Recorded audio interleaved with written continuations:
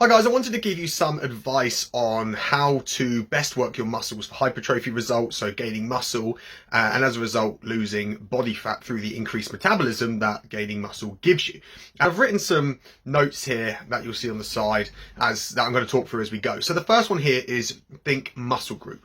And when I say muscle group, I mean like your quads, for example, or your hamstrings, or your glutes, or your chest, or your back, or your arms, or your shoulders, or your abs, or your lower back. So when it comes to programming your sessions and putting training sessions together, then we're going to be doing this based on what muscle group we're hoping to work at that moment in time. The second one is working sets, 16 to 20 working sets per week. And a working set, as you can see from the point below, is a set with 2 to 3 reps in reserve. Okay, so if you are working and you finish your set and you think you could have maybe done 2 or 3 more reps, that is a working set of 2 to 3 reps in reserve. If you finish your set of, let's say, 10 and you think, oh, I could probably do another 10, that is not a accurate working set with a 2 to 3 rep in reserve. It is too easy. You should make it heavier or harder.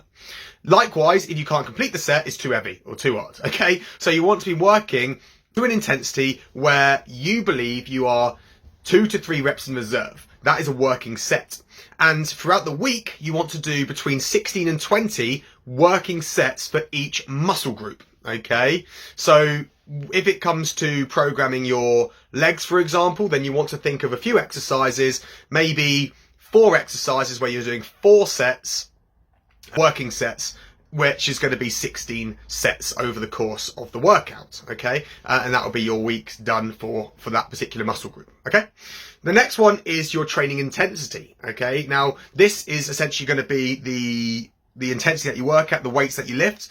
So we've got 60% of the time you should be lifting with moderate intensity, then 20% of the time you should be lifting with high intensity, and then 20% of the time you should be lifting with low intensity. So moderate intensity is generally between kind of 6 to 12 repetitions with your 2 to 3 reps in reserve. High intensity would be less than 6, so you're going for more strength stuff, 5 reps, 4 reps, 3 reps at a time.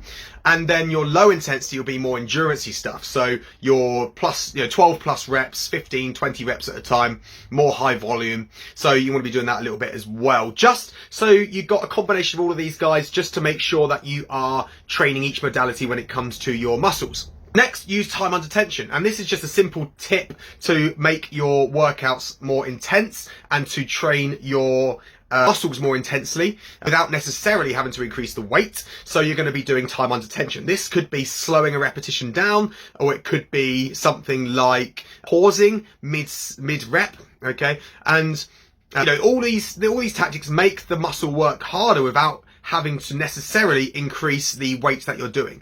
If you just increase the weight all the time and keep trying to push harder, then you're going to start challenging your nervous system a bit too much. Whereas slowing things down and make sure to getting the contractions correct is going to be a lot more effective long term, because you're not going to be putting yourself at risk of overtraining quite so easily and then hurting yourself.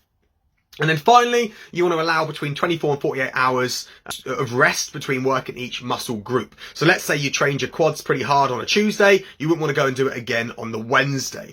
You want to be doing maybe Thursday, but probably Friday at the least. Okay, so you've got a couple of days in between, because the rest, guys, is vital for your muscle replenishment and repair, and that's when the growth happens. That's when they get better, and not during the actual workout, believe it or not, but during the recovery process. You want to make sure you're giving that time as well.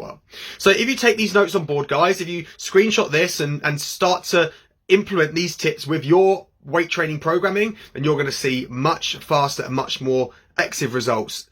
And it's down to these tips, guys. So give them a go and let me know if you've got any questions.